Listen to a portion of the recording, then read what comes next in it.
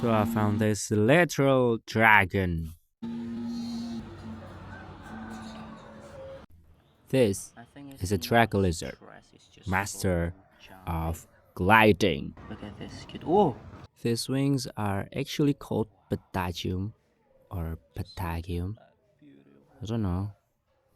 Yeah, but it's a skin membrane that's supported by their ribs. Yeah, they use these wings to glide through the trees.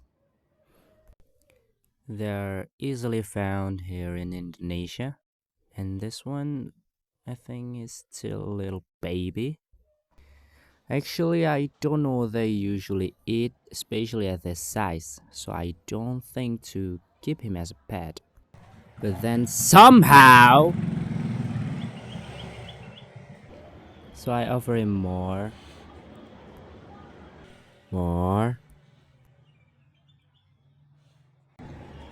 and more food. And he seems to kinda like it, but I still don't believe it's a wild animal because he's just so chill and he's just a little guy. Oh my god, so cute!